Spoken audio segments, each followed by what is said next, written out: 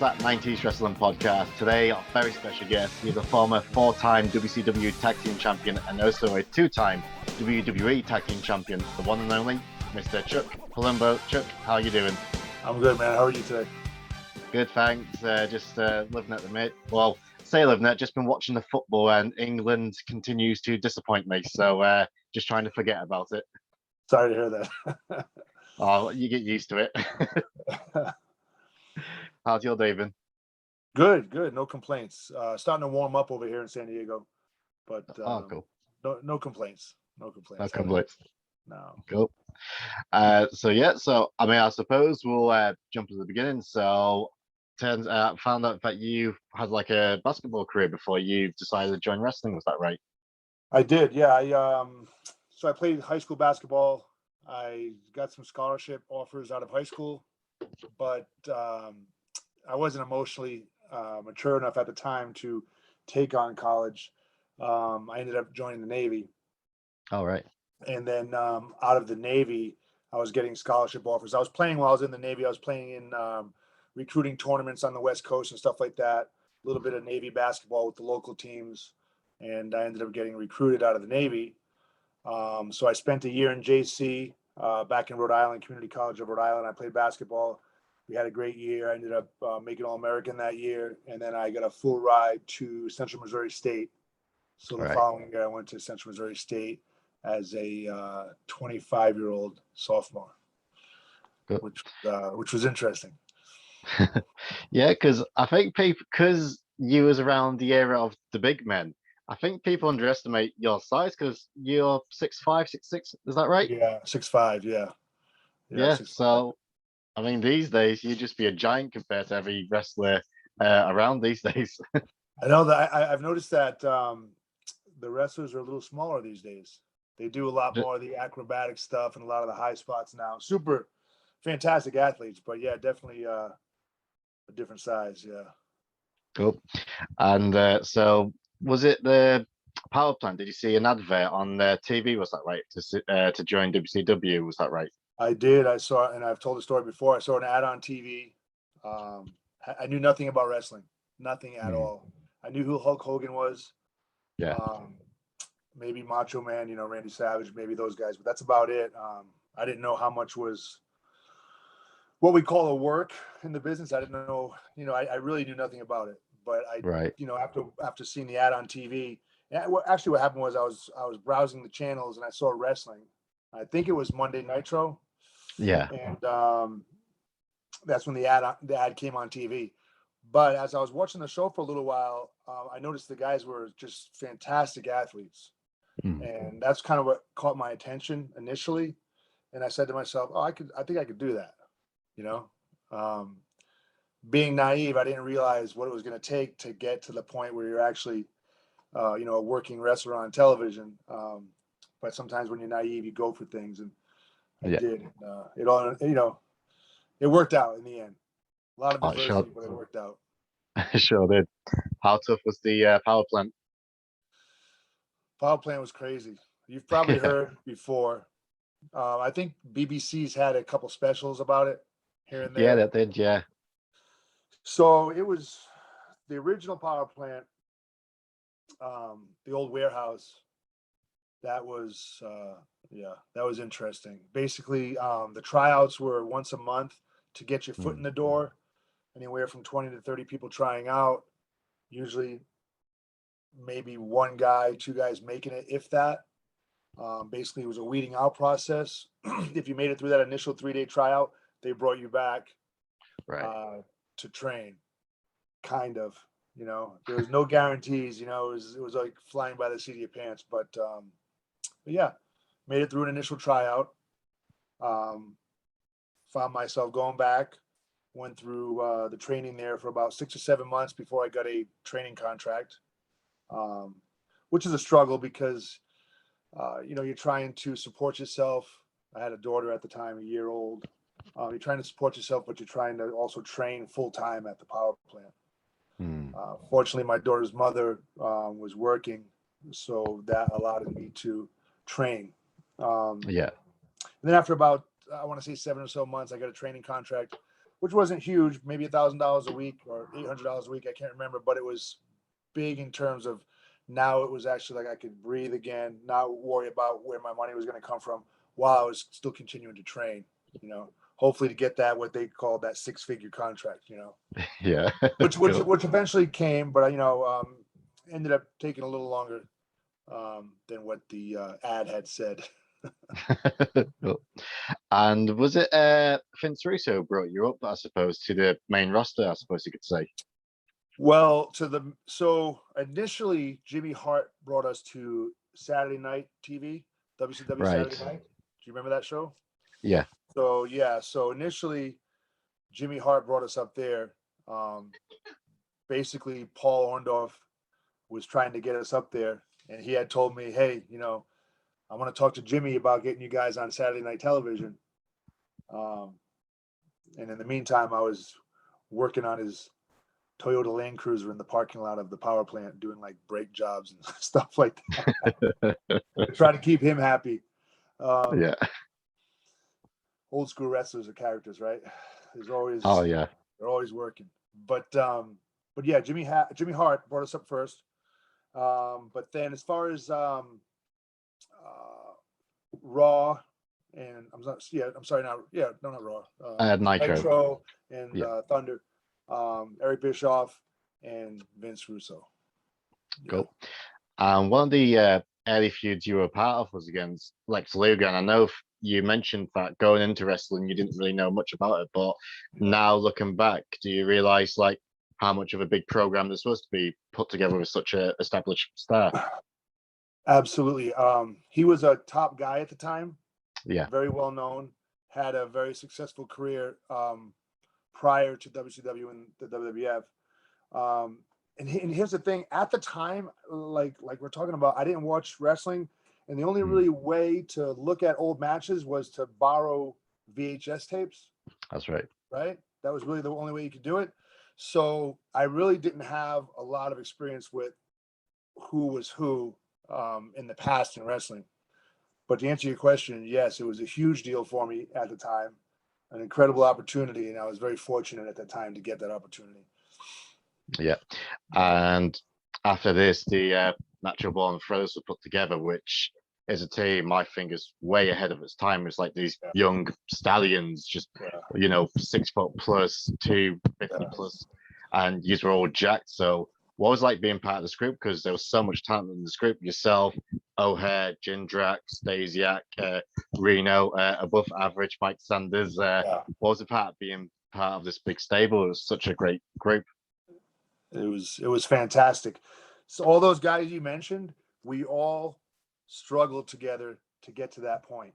We all relocated to Atlanta from other places around the country. None of us were from Atlanta except for Sanders, I believe, Mike. Right. Everybody else relocated there, and we all went through the same trials and tribulations to get to that point.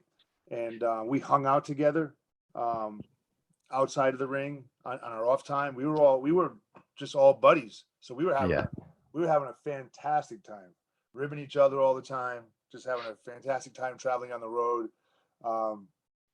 It was an incredible time. Awesome. And they also paired Kevin Nash up with you as well, I suppose, as your coach. What was it like being around Nash? He's another fantastic guy, very intelligent guy, understands the business, especially behind the scenes. He gets it. He understands what it takes to navigate through the business. And I talk about that every once in a while. A big part of this business, I obviously you have to know what you're doing in the ring. Yeah. You have to be a good worker, but you have to be able to navigate through the business, the backstage politics or what have you. Just the different things. It's a very dynamic business, a very unique business, but it's also a very crazy business. Yeah. But you learn so much in the business because you're dealing with all kinds of personalities who are in it for different reasons. And I learned so much. But yeah, Kev's intelligent guy, gets it. And he was very generous with us. Again, like Lex Luger, here's another guy that was a top name. And here we are just getting started. And he's giving us an opportunity to work with him and give us that rub we need to get to the next level. And, so I always appreciated that. Yeah. And I mean, I know you've already won the tag titles 3 times, Stan Stasiak, but I think a lot of people remember Sean O'Haire as being your main tag team partner during your WCW run, and you and him defeated DDP and Nash for the tag titles, and you kept them to the end of WCW. So, how was Sean O'Haire? Because everyone like I've spoke to, and you've probably seen it yourself online, he was always this big. He was always this wrestler who they thought was going to be this tippy top superstar, and unfortunately things didn't work out. But how was your relationship with Sean O'Haire? Mine was excellent. Hmm. Him and I always got along. We hung out a bit on the road. Obviously, we traveled together on the road a lot, but we weren't super tight. But we always were, just buddies. Yeah. Yeah, never had any issues with him. He was always cool with me. He was a bit on the wild side. Yeah. He had some demons. And I think his biggest struggle was that navigation part we talk about, Right. navigating through the business. He was a pretty much straightforward guy, and he had no time for the BS that goes on in the business at times. You have to be patient. You have to bite your tongue. You have to be careful whose feet you step on. It's a touchy business. I mean, I don't know how it is backstage today, but I remember first breaking in. If you squeezed a guy's hand too hard, and I grew up where, like my dad told me, look a man in the face and give him a firm handshake, right? So that's the way I live my life.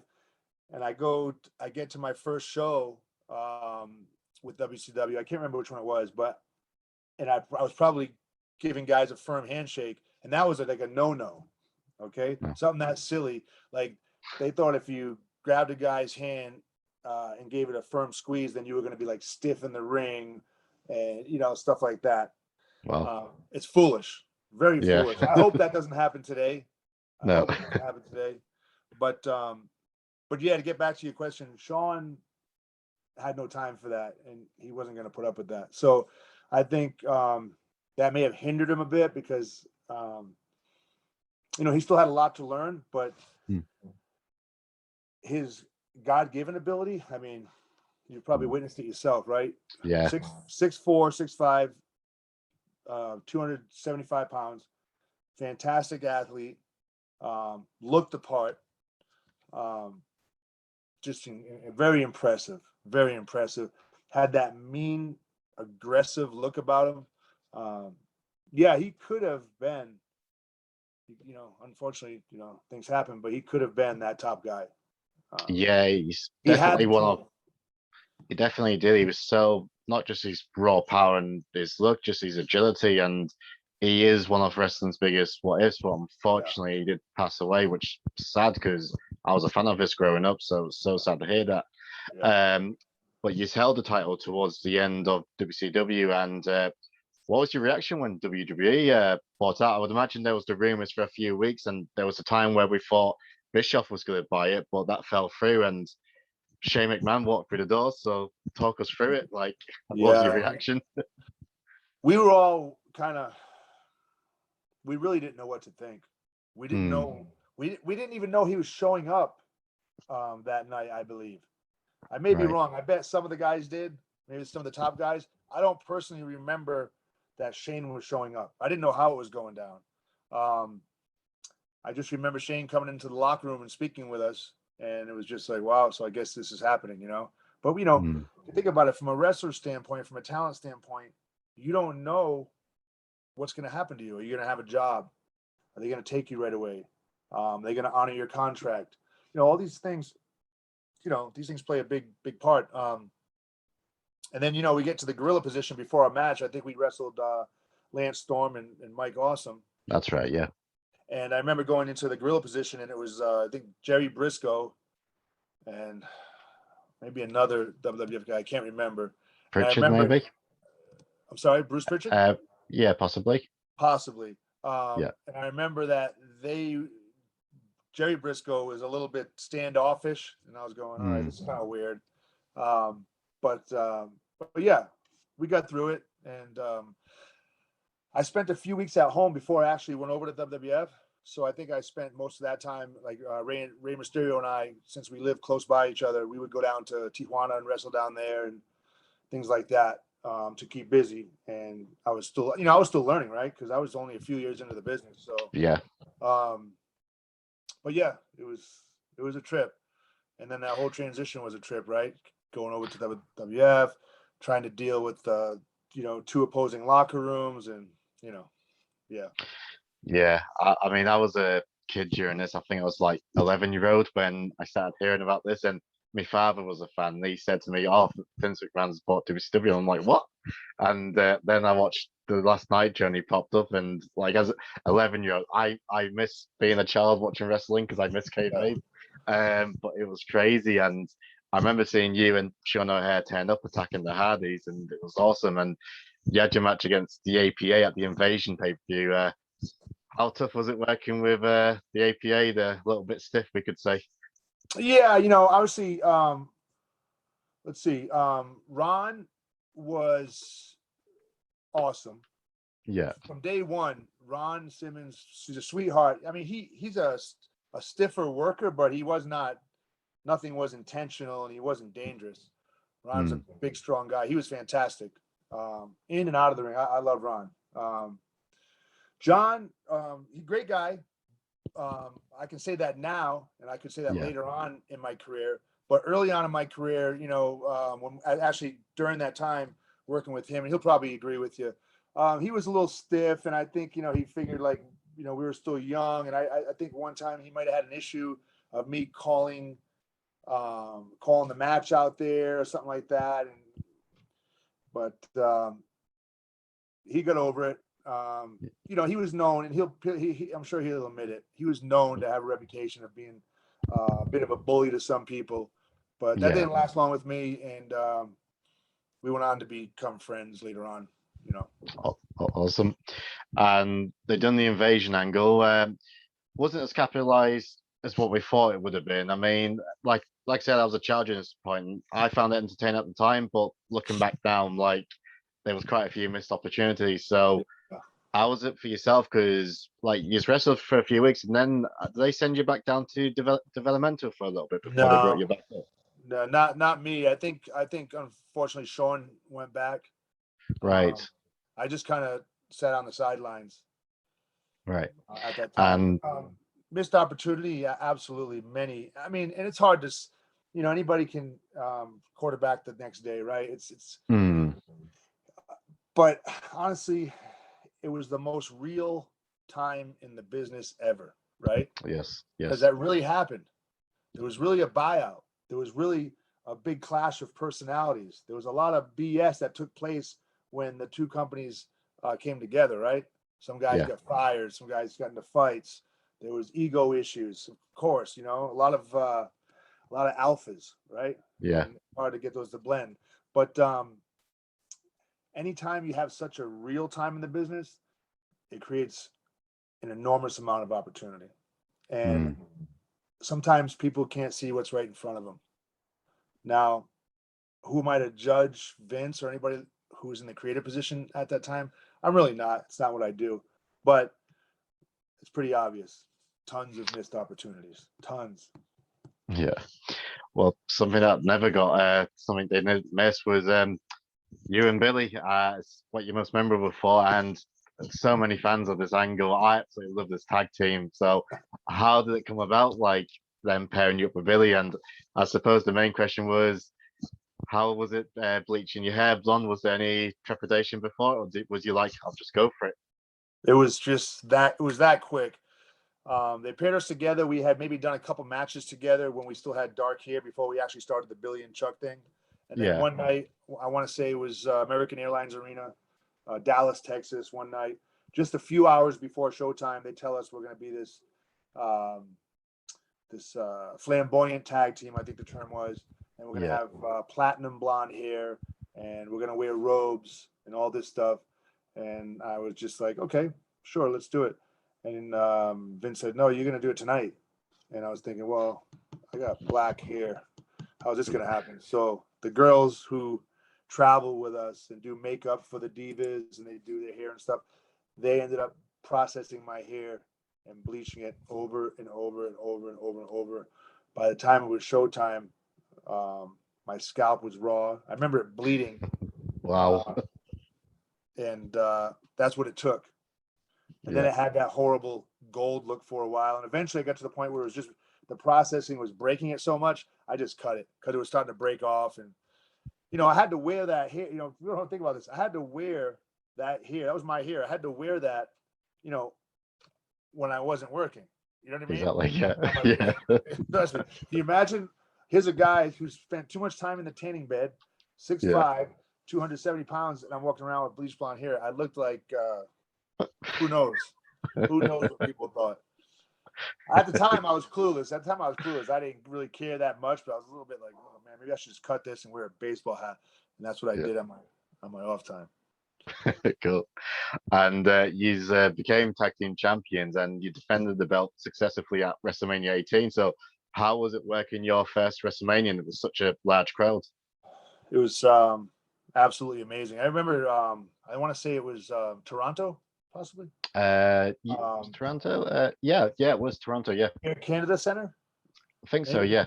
I don't remember like a lot about where I was and all that stuff, but I do remember the walk to the ring seemed like forever, and I just remember the adrenaline was through the roof, obviously, and just there was so much noise it almost sounded like an airplane, right? It just had that buzz, and that's what I remember most about it. Obviously, just a great opportunity and a great experience, And one of the best things they also done was pairing you up with Rico, and Rico was such a great character. I loved Rico. Yeah. I think I don't know if he's had some health issues recently. Hopefully he's getting well. But how was Rico during these times? Because it looked like all three of us was having so much fun. Yeah. So Rico is he's funny. He's incredibly talented. Yes. He's incredibly talented. He could wrestle. He could pull off characters. He could talk. Rico had the whole package. He got into the game later, but what does that matter? It's a character, right? There's older actors, there's younger actors. He was in shape and he could work. So he was fantastic.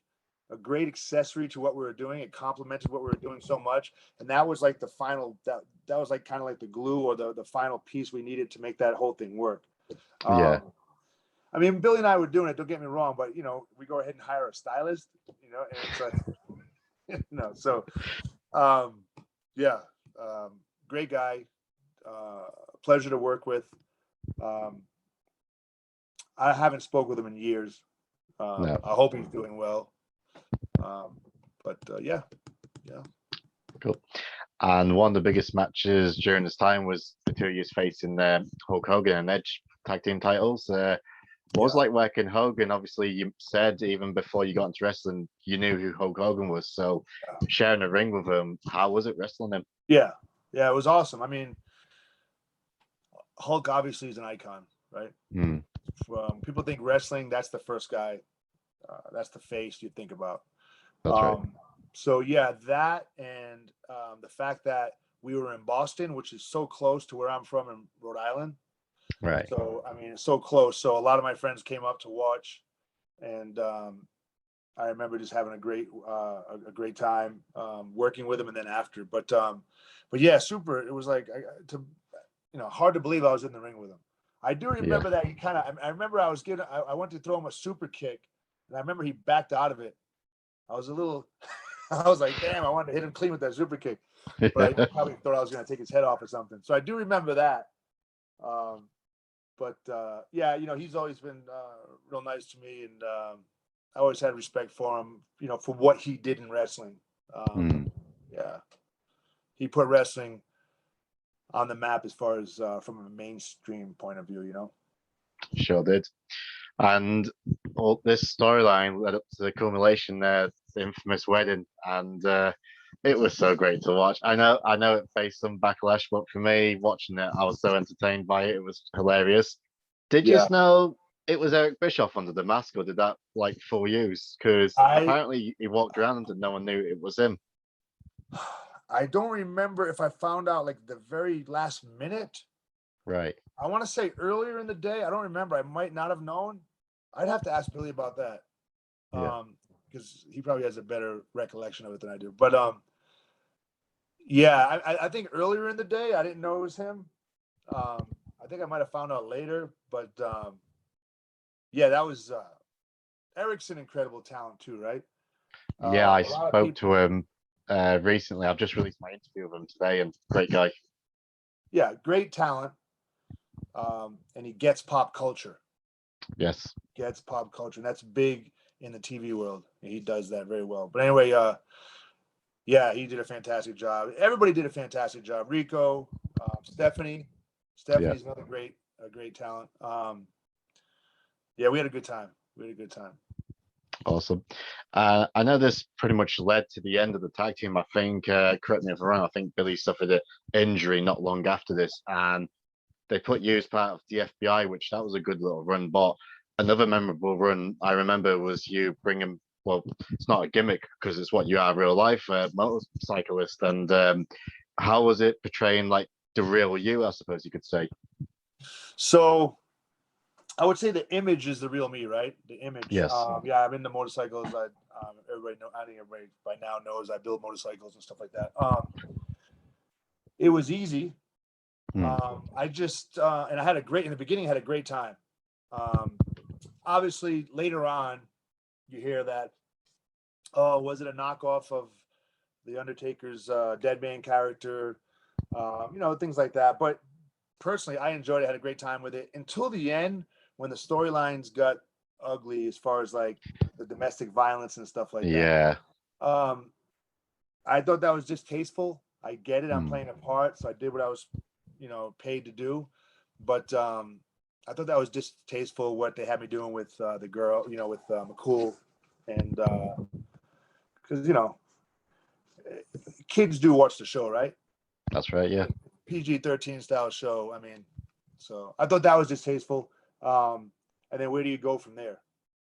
Exactly. Yeah. That's You go from there. not what.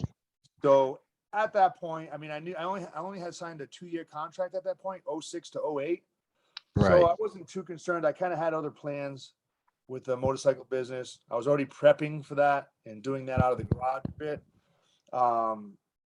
So it all worked out. It all worked out well. At the end of the day, it was great exposure for the next step in my life. So no complaints.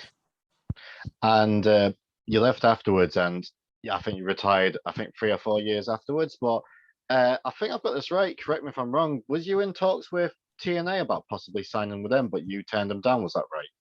So I think initially, I want to say Johnny Stamboli, my buddy Johnny from the FBI. Yes. I think Johnny was talking to someone over there about us. But me, this wasn't my thing. Wasn't where I wanted to go. I was pretty content at the time. Yeah. And you mentioned you build motorbikes and seem to be doing a great job of it. And another thing you've been doing lately is your Chuck of All Trades channel, which I've been watching myself. And as a fellow contractor, I've been enjoying it, and it's just great watching one of my heroes growing up and doing this. And I mean, you're doing some pretty sweet jobs, so tell everyone about it. Well, thank you very much. I appreciate that. I appreciate you watching too. So basically, another extension of what I do, and I grew up in the trades. I've been swinging a hammer since I was old enough to hold one. My dad was a carpenter. He had tools. He'd bring me on jobs. So I've always been around it. I've always did everything myself. I had built a few homes in the past. I've just about done everything in the trades to some degree. Am I an expert at everything in the trades? Absolutely not. But I know enough to get by. And some things I'm better at than others. But if I can't do it, or if I don't have the time or the manpower to do it, I'll definitely tell you I have a friend who can. All my friends are in the trades also. So, so the show is basically about what I do day to day. So right now it's a house that I purchased that was built in 1924, and it's a complete, I like to call it a restoration or a renovation of the home. That's right. Yeah. And when I say we gutted it, if you watched any of it, we gutted it down to the sticks. Yeah. Studs, and basically We rewired it. We replumbed it. New septic system, insulation. Added a heating system. Added air conditioning. All the modern amenities. And yeah, just basically, it's a little bit of showing how to do it a little bit, but it's more about just showing you what we do day to day. Yeah. And after we did the house, I don't know if you saw it yet, but we built a building on the property, a steel building. Right. I haven't watched that one yet. Okay, so we built a new steel building on the property, and that's where the new shop will be. And then we'll start cool. filming. We'll start filming out of the shop, and we'll get back into the motorcycles and cars and anything and everything else we can decide to build. Yeah, the show will basically be based out of the shop once the shop is complete. So yeah. I figured let me show everybody how we got to that point. Let me give them a little history, get them invested. Hey, we bought the property, we restored the house. Now we're building the shop. Now we're going to work out of the shop. So I don't know. I'm having a good time. It's nothing fancy. It's not like one of the Discovery shows I did where there's a lot of heavy editing and stuff like that. It's just kind of raw and gritty and real. Yeah, that's what I like about it. Like I said, I'm similar to you. That's why I do. I'm a contractor, but I just love it because it's just showing you, it's no glitz or glamour. It's just showing you, just people, just hard work and showing you exactly how you do it. So I'm loving it at the minute. So I've been a big fan of it. And appreciate. Oh, it's great. And speaking of fans, so last couple of minutes, if you got time, got some fan questions. Yeah, absolutely. Let's do it. Awesome. So first question from Lucha Dad. Out of which one was your favorite character out of all your characters you've had? Who I liked, I'd say probably the FBI character. Yeah. And then I'd say the Chuck character, not far from it. The Chuck character, I mean, they're probably tied because the Chuck character was so much fun. Right. FBI was fun too, but the Chuck character was over the top fun. It definitely was. And at Dan Griffin asks, you faced legendary teams like the APA, Hardy Boys, and Dudley Boys, as well as Hogan and Edge. Which match involving them teams was your favorite? Well, obviously Hogan and Edge because of Hogan. Just the fact that I'm in there with them.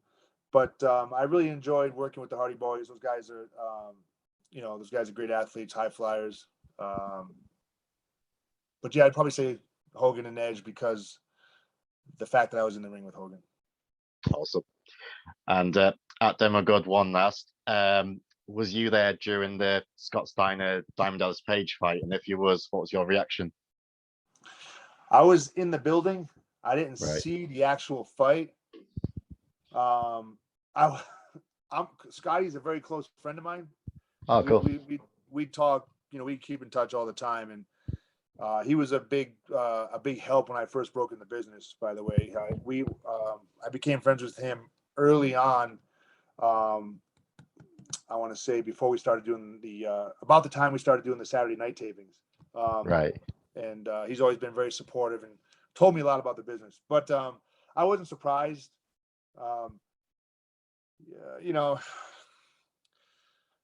Dallas could get on people's nerves. Scotty was the kind of guy who wasn't going to put up with it. He's a man's man. So, things happen. I remember, I want to say Kevin drove Dallas home that night from the show. I think we were in South Carolina. I can't remember. But I want to say Kevin ended up driving him home. I remember Dallas coming back into the locker room, but he might have been a little busted up. But yeah, that's all I really remember. I wish I had more for you. I really don't.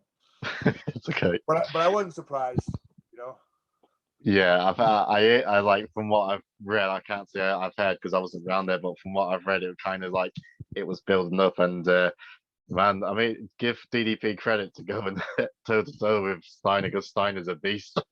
Yeah, Scotty's legit. He's legit. So cool. Yeah, both good guys. You know what I mean? Both good guys. Yeah, and same guy again. He asked any Major Guns stories. Major Guns? Yeah. No, she was always super sweet. I got along fine with her. I didn't really hang out with her too much, but I thought she was cool. Is she still? I mean, I haven't heard about her in years and years and years. Actually, that's probably you bringing up her name right now. I mean, I probably haven't even thought about her since the WCW days. Yeah, I don't know what she's doing. I think she left wrestling after WCW folded. I might be wrong, unless she worked some independent scenes. But yeah, like since WCW went folded, I don't know, to be honest. So be interesting. And last one for myself. You mentioned you had some fun road stories with Natural Born Thrillers. So do you care to share one? Oh gosh. Oh my gosh. This is hard. We're not PG, by the way, so you can go for it. Yeah. You know, honestly, man, I nothing that I would. Only reason I don't want to share them because I don't want to impose on their privacy. Or Fair you know, enough. if some of these guys, you know, guys are married, guys have children. Do you know what I mean? But Yeah. that being said, you can only imagine. You can only Oh yeah. imagine. We had we had a great time. We had a super cool time. Yeah. Awesome. And I forgot to say to you at the beginning, but happy 50th birthday. You're looking great Oh for man. 50. Thank you very much. Thank you. I feel good, right? It's a number. It took me a second to digest that, but yeah, I'm good with that. I appreciate it. Thank you. Awesome. Well, Mr. Palumbo, it's been an absolute pleasure speaking to you. But before we go, tell everyone where they can find your social media and tell them where they can find your YouTube channel. Yeah, so I have two places only. My Instagram is my social media. Basically, Instagram is just Chuck Palumbo, and my YouTube show, Chuck of All Trades, on YouTube, and that's all I got. Subscribe, help support the channel. We really appreciate it. And yeah, if you guys message me, I'll get back to you. If you have comments or you have something you want me to show you how to do, we're working on getting that up too. So feel free to interact. I'm human. So I'll be sure to put a link in the description to your channel. thank you very much. I appreciate it. Cool. Well, it's been an absolute pleasure. And yeah, if ever you're up for it Likewise. again one day, we'll definitely do this again one day. Yeah, likewise. I really appreciate it, man. Great to meet you. Thank you. Hey, James here. Thanks for checking out this interview. I had a great time talking to Chuck. And yeah, for next week's interview, a fun one and a guy who doesn't mince his words, former WWE superstar, WWE Tag Team Champion and World Tag Team Champion, one and only Rene Dupree. Great chat to Rene, going back to the Ruthless Aggression era, talk about La Resistance, his single run on SmackDown, feuding with John Cena, backstage controversies with the likes of Hardcore Holly, JBL and such. And yeah, guy doesn't hold back, so yeah, very explosive interview, so hopefully you'll be tuning in for it. And if you are, please hit that subscribe button, really does help us out. If you have enjoyed this interview, please hit the like button, and if you listen to us on podcast form, same 5-star rating, give us a subscribe. If you want to leave a nice comment, it's always great to read the comments. I really do enjoy hearing the feedback from you. And yeah, if you want to follow me on social media, follow me on Twitter at 90s Wrestling Pod, follow me on Instagram at 90s Wrestling Podcast, and we're also on Facebook with the Facebook group that 90s Wrestling Podcast. So everyone, until then, I'll catch you in the next one. Bye.